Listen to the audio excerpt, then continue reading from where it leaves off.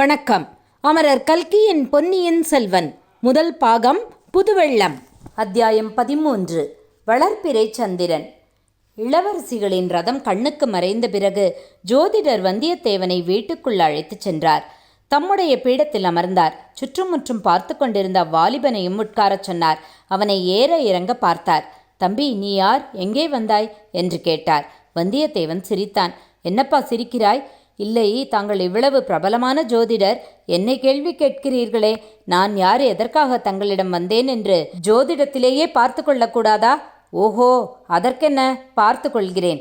ஆனால் எனக்கு நானே ஜோசியம் பார்த்து கொண்டால் தட்சிணை யார் கொடுப்பார்கள் என்றுதான் யோசிக்கிறேன்.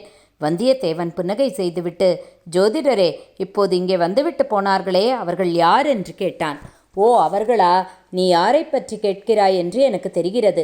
ரதத்தில் ஏறிக்கொண்டு பின்னால் புழுதியை கிளப்பி விட்டு கொண்டு போனார்களே, அவர்களை பற்றித்தானே என்று குடந்தை ஜோதிடர் சுற்றி வளைத்து கேட்டார். ஆமாம் ஆமாம், அவர்களை பற்றித்தான் கேட்டேன். நன்றாக கேள். கேட்க வேண்டாம் என்று யார் சொன்னது? அவர்கள் 2 பேரும் 2 பெண்மணிகள். அது எனக்கே தெரிந்து போய்விட்டது ஜோதிடரே. நான் குருடன் இல்லை. ஆண்களையும் பெண்களையும் நான் வித்தியாசம் கண்டுபிடித்து விடுவேன். பெண் வேடம் பூண்ட ஆணாயிருந்தால் கூட எனக்கு தெரிந்து போய்விடும். பின்னே என்ன கேட்கிறாய்? பெண்கள் என்றால் அவள் இன்னார் இன்ன ஜாதி. ஓஹோ, அதையா கேட்கிறாய்? பெண்களில் பத்மினி, சித்தினி, காந்தர்வி, வித்யாதரி என்பதாக 4 ஜாதிகள் உண்டு. கடவுளே! ஏன் அப்பனே, கடவுளை கூப்பிட்டால் நீங்கள் ஏன் என்று கேட்கிறீர்களே? அதில் என்ன பிசகு? கடவுள் சர்வாந்தர்யாமி என்று நீ கேட்டதில்லையா? பெரியவர்களுடைய சகவாசம் உனக்கு அவ்வளவாக கிடையாது போலிருக்கிறது. எனக்குள்ளே இருப்பவரும் கடவுள்தான், உனக்குள்ளே இருப்பவரும் கடவுள்தான். நீ இழுத்து கொண்டு உள்ளே வந்தாயே, அந்த என் சீடனுக்குள்ளே இருப்பவரும் கடவுள்தான். போதும் போதும், நிறுத்துங்கள். இத்தனை நேரம் பேசச் சொன்னதும் கடவுள்தான், இப்போதும் நிறுத்தச் சொல்வதும் கடவுள்தான். ஜோதிடரே, இப்போது இங்கேருந்து போனார்களே, அந்த பெண்கள் யார்? எந்த ஊர்? என்ன குலம்? என்ன பெயர் என்று கேட்டேன். சுற்றி வளைக்காமல் மறுமொழி சொன்னால், தம்பி, இதை கேள். ஜோதிடன் வீட்டுக்கு பலரும் வந்து போவார்கள். ஒருவரை பற்றி இன்னொருவரிடம் சொல்லக்கூடாது. இப்போது போனவர்களை பற்றி உன்னிடம் சொல்ல மாட்டேன். உன்னை பற்றி வேறு யாராவது கேட்டால் அவர்களுக்கும் உன்னை பற்றி ஒரு வார்த்தை கூட சொல்ல மாட்டேன். ஆகா, ஆழ்வார்க்கடியான் நம்பி தங்களை பற்றி சொன்னது முற்றும் உண்மைதான். ஆழ்வார்க்கடியாரா? அவர் யார் அப்படி ஒருவர்? தாங்களுக்கு தெரியாதா என்ன? ரொம்பவும் தங்களை தெரிந்தவர் போல பேசினாரே. ஆழ்வார்க்கடியான் நம்பி என்று கேட்டதே இல்லையா? ஒருவேளை ஆளை தெரிந்திருக்கும், பெயர் ஞாபகம் இருக்காது. கொஞ்சம் அடையாளம் சொல்லு பார்க்கலாம். கட்டையாகவும் குட்டையாகவும் இருப்பார். முன்குடுமி வைத்திருப்பார். இளந்தொந்தியில் வேட்டியை இறுக்கி கட்டியிருப்பார். சந்தனத்தை குழைத்து உடம்பெல்லாம் கீழிருந்து மேலாக இட்டிருப்பார். சைவர்களை கண்டால் சண்டைக்கு போவார். அத்வைதிகளை கண்டால் தடியை தூக்குவார். சற்று முன்னால் நீயும் கடவுள் நானும் கடவுள் என்று சொன்னீர்களே, இதை ஆழ்வார்க்கடியான் கேட்டிருந்தால் கடவுளை கடவுள் தாக்குகிறது என்று சொல்லி தடியினால் அடிக்க வருவார். தம்பி, நீ சொல்லுவதையெல்லாம் சேர்த்து பார்த்தால் திருமலையை பற்றி சொல்லுகிறாய் போலிருக்கிறது. அவருக்கு அப்படி வெவ்வேறு பெயர்கள் உண்டா? ஊருக்கு ஒரு பெயர் வைத்து கொள்வார் அந்த வீர வைஷ்ணவர். ஆளுக்கு தகுந்த வேஷமும் போடுவாராக்கும். சமயத்துக்கு தகுந்த வேஷமும் போடுவார். சொல்லுவதில் கொஞ்சம் கற்பனையும் பொய்யும் கலந்து இருக்குமோ? 3/4 வீசம் பொய்யும் கற்பனையும் இருக்கும். அரை வீசம் உண்மையும் இருக்கலாம். ரொம்ப பொல்லாத மனிதர் என்று சொல்லுங்கள். அப்படியும் சொல்லிவிட முடியாது. நல்லவருக்கு நல்லவர், பொல்லாதவருக்கு பொல்லாதவர். அவருடைய பேச்சை நம்பி ஒன்றும் செய்ய முடியாது. நம்புவதும் நம்பாததும் அந்தந்த பேச்சை பொறுத்திருக்கிறது. உதாரணமாக, தங்களிடம் போய் ஜோதிடம் கேட்டால் நல்லபடி சொல்லுவீர்கள் என்று அவர் கூறியது. அவர் பேச்சில் அரை வீசம் உண்மையும் இருக்கும் என்றேனே, அந்த அரை வீசத்தில் அது சேர்ந்தது. அப்படியானால் எனக்கு ஏதாவது ஆருடம் சொல்லுங்கள். நேரமாகிவிட்டது ஜோசியரே, போக வேண்டும். அப்படி அவசரமாக எங்கே போக வேண்டும் அப்பனே?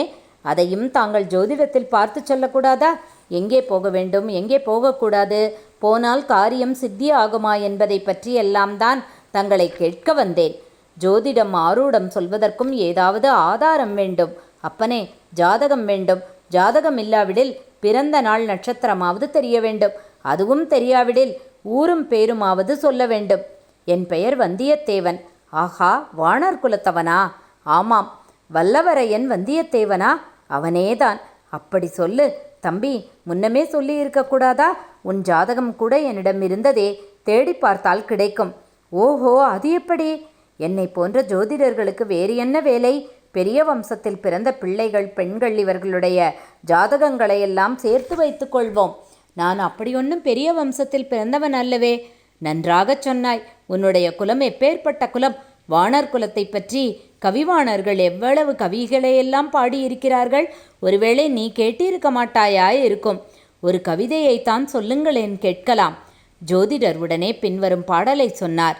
வாணன் புகழுரையா வாயுண்டோ மாகதற்கோன், வாணன் பெயர் எழுதா மார்புண்டோ, வாணன் கொடிதாங்கி நில்லாத கொம்புண்டோ, உண்டோ அடிதாங்கி நில்லா அரசு. கவி எப்படி இருக்கிறது என்று கேட்டார்.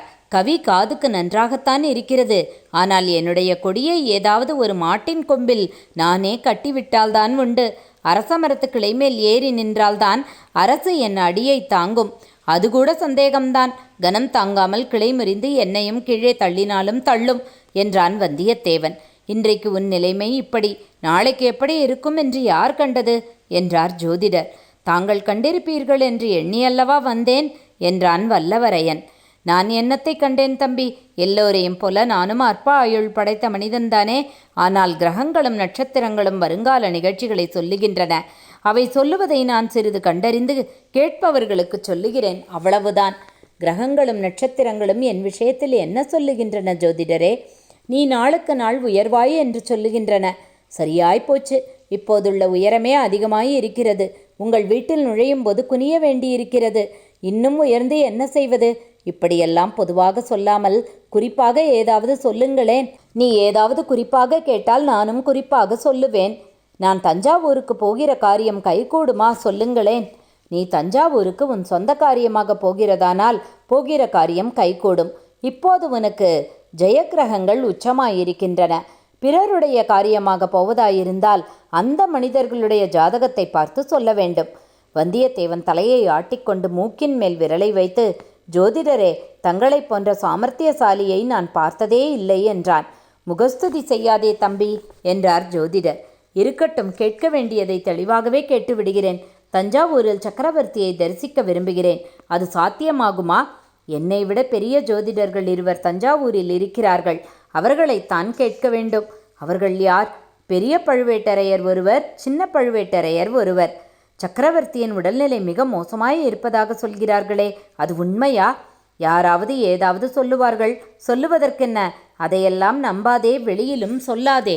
சக்கரவர்த்திக்கு ஏதாவது நேர்ந்து விட்டால் அடுத்த பட்டம் யாருக்கு என்று சொல்ல முடியுமா? அடுத்த பட்டம் உனக்கும் இல்லை, எனக்கும் இல்லை. நாம் ஏன் அதை பற்றி கவலைப்பட வேண்டும்? அந்த மட்டில் தப்பி பிழைத்தோம் என்றான் வந்தியத்தேவன். உண்மைதான் தம்பி. பட்டத்துக்கு பாத்தியதை என்பது சாதாரண விஷயமல்ல, மிக்க அபாயகரமான விஷயம். ஜோசியரே, தற்சமயம் காஞ்சியில் இருக்கிறாரே இளவரசர் ஆதித்த கரிகாலர், அவருடைய யோகம் எப்படி இருக்கிறது? ஜாதகம் கைவசம் இல்லை தம்பி, பார்த்துதான் சொல்ல வேண்டும். மதுராந்தகரின் யோகம் எப்படி? அவருடையது விசித்திரமான ஜாதகம். பெண்களின் ஜாதகத்தை ஒத்தது. எப்போதும் பிறருடைய ஆதிக்கத்துக்கு உட்பட்டிருப்பது. இப்போது கூட சோழ நாட்டில் பெண்ணரசு நடைபெறுவதாக சொல்கிறார்களே, அல்லி ராஜ்யத்தை விட மோசம் என்கிறார்களே. எங்கே அப்படி சொல்லுகிறார்கள்? கொள்ளிடத்துக்கு வடக்கே சொல்கிறார்கள். பெரிய பழுவேட்டரையர் புதிதாக மனம் புரிந்து கொண்ட இளையராணியின் ஆதிக்கத்தை பற்றி சொல்கிறார்கள் போலிருக்கிறது. நான் கேள்விப்பட்டது வேறு. என்ன கேள்விப்பட்டாய்? சக்கரவர்த்தியின் திருக்குமாரி குந்தவை பிராட்டிதான் அவ்விதம் பெண்ணரசு செலுத்துவதாக சொல்கிறார்கள். ஜோதிடர் சற்றே வந்தியத்தேவன் முகத்தை உற்று பார்த்தார். சற்று முன் அந்த வீட்டிலிருந்து சென்றது குந்தவை தேவி என்று தெரிந்து கொண்டுதான் அவ்விதம் கேட்கிறானோ என்று முகத்தில் இருந்து அறிய முயன்றார். ஆனால் அதற்கு அறிகுறி ஒன்றும் தெரியவில்லை. சுத்த தவறு தம்பி. சுந்தர சோழ சக்கரவர்த்தி தஞ்சையில் இருக்கிறார். குந்தவை பிராட்டி பழையாறையில் இருக்கிறார். மேலும் மேலும் என்ன? ஏன் நிறுத்திவிட்டீர்கள்? பகலில் பக்கம் பார்த்து பேச வேண்டும், இரவில் அதுவும் பேசக்கூடாது. ஆனாலும் உன்னிடம் சொன்னால் பாதகமில்லை. இப்போது சக்கரவர்த்திக்கு அதிகாரம் ஏது? எல்லா அதிகாரங்களையும் பழுவேட்டரையர்கள் அல்லவா செலுத்துகிறார்கள். இப்படி சொல்லிவிட்டு ஜோதிடர் வந்தியத்தேவனுடைய முகத்தை மறுபடியும் ஒரு தடவை கவனமாக பார்த்தார். ஜோசியரே, நான் பழுவேட்டரையரின் ஒற்றன் அல்ல. அப்படி சந்தேகப்பட வேண்டாம். சற்று முன்னால் ராஜ்யங்களும் ராஜவம்சங்களும் நிலைத்து நில்லாமை பற்றி சொன்னீர்கள். நான் பிறந்த வாணர் குலத்தையே உதாரணமாக சொன்னீர்கள். தயவு செய்து உண்மையை சொல்லுங்கள்.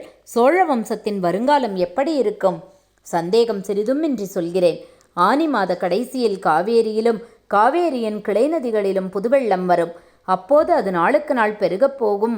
புதுவெள்ளம் என்பது காவேரி தீரத்தில் உள்ளவர்களுக்கு நன்றாய் தெரியும். ஆவணி புரட்டாசி வரையிலும் வெள்ளம் பெருகி கொண்டுதான் இருக்கும். கார்த்திகை மார்கழியில் வெள்ளம் வடிய ஆரம்பிக்கும். இது வடிகிற வெள்ளம் என்பதும் காவேரி கரையில் உள்ளவர்களுக்கு தெரிந்து போகும். சோழ சாம்ராஜ்யம் இப்போது நாளுக்கு நாள் பெருகும் புதுவெள்ளத்தை ஒத்திருக்கிறது. இன்னும் பல நூறு வருஷம் இது பெருகி பரவிக்கொண்டே இருக்கும். சோழ பேரரசு இப்போது வளர்பிறை சந்திரனாக இருந்து வருகிறது. பௌர்ணமிக்கு இன்னும் பல நாள் இருக்கிறது. ஆகையால் மேலும் மேலும் சோழ மகாராஜ்யம் வளர்ந்து கொண்டே இருக்கும். வந்தனம், இன்னும் ஒரு விஷயம் மட்டும் முடியுமானால் சொல்லுங்கள்.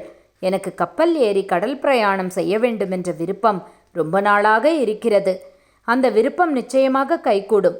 நீ சகட யோகக்காரன். உன் காலில் சக்கரம் இருப்பது போலவே ஓயாமல் சுற்றி கொண்டிருப்பாய். நடந்து போவாய், குதிரை ஏறி போவாய், யானை மேல் போவாய், கப்பல் ஏறியும் போவாய். சீக்கிரமாகவே உனக்கு கடற்பிரயாணம் செய்யும் யோகம் வந்து கொண்டிருக்கிறது. ஐயா, தற்சமயம் ஈழத்திலே யுத்தம் நடத்தும் இளவரசர் அருள்மொழிவர்மரை பற்றி தாங்கள் சொல்லக்கூடுமா? கிரகங்களும் நட்சத்திரங்களும் அவரை பற்றி என்ன சொல்லுகின்றன? தம்பி, கப்பலில் பிரயாணம் செய்வோர் திசை அறிவதற்கு ஒரு காந்த கருவியை உபயோகிக்கிறார்கள். கலங்கரை விளக்கங்களும் உபயோகப்படுகின்றன. ஆனால் இவற்றையெல்லாம் விட நடுக்கடலில் கப்பல் விடும் மாலுமிகளுக்கு உறுதுணையாய் இருப்பது எது தெரியுமா? வடதிசையில் அடிவானத்தில் உள்ள துருவ நட்சத்திரம்தான்.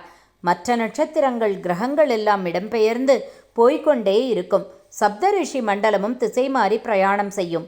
ஆனால் துருவ நட்சத்திரம் மட்டும் இடத்தை விட்டு அசையாமல் இருந்த இடத்திலேயே இருக்கும். அந்த துருவ நட்சத்திரத்தை போன்றவர் சுந்தர சோழ சக்கரவர்த்தியின் கடைக்குட்டி புதல்வரான இளவரசர் அருள்மொழிவர்மர். எதற்கும் நிலை கலங்காத திடசித்தமுடையவர். தியாகம், ஒழுக்கம் முதலிய குணங்களில் போலவே வீர பௌருஷத்திலும் சிறந்தவர். கல்வி அறிவைப் போலவே உலக அறிவும் படைத்தவர். பார்த்தாலும் பசிதீரும் என்று சொல்லக்கூடிய பால்வடியும் கலைமுகம் படைத்தவர். அதிர்ஷ்ட தேவதையின் செல்வப் புதல்வர். மாலுமிகள் துருவ நட்சத்திரத்தை குறிக்கொள்வது போல வாழ்க்கை கடலில் இறங்கும் முன் போன்ற வாலிபர்கள் அருள்மொழிவர்மரை குறியாக வைத்துக்கொள்வது மிக்க பலனளிக்கும். அப்பப்பா, அருள்மொழிவர்மரை பற்றி எவ்வளவெல்லாம் சொல்கிறீர்கள். காதலனை காதலி வர்ணிப்பது போல அல்லவா வர்ணிக்கிறீர்கள்? தம்பி, காவிரி தீரத்திலுள்ள யாரை கேட்டாலும் என்னை போலத்தான் சொல்வார்கள். மிக்க வந்தனம் ஜோதிடரே. சமயம் நேர்ந்தால் உங்கள் புத்திமதியின்படியே நடப்பேன். உன்னுடைய அதிர்ஷ்ட கிரகமும் உச்சத்துக்கு வந்திருக்கிறது என்று அறிந்துதான் சொன்னேன். என் மனமார்ந்த வந்தனத்துடன் என்னால் இயன்ற பொந்தனமும் கொஞ்சம் சமர்ப்பிக்கிறேன். தயவு செய்து பெற்றுக்கொள்ள வேணும். இவ்விதம் கூறி 5 கழஞ்சு பொன்னாணயங்களை வந்தியத்தேவன் சமர்ப்பித்தான். வாணர் குலத்தின் கொடைத்தன்மை இன்னமும் போகவில்லை என்று சொல்லிக்கொண்டு ஜோதிடர் பொன்னை எடுத்துக்கொண்டார். இதோட அத்தியாயம் 13 நிறைவு பெற்றது. 14வது அத்தியாயத்தை அடுத்த பதிவில் பார்க்கலாம்.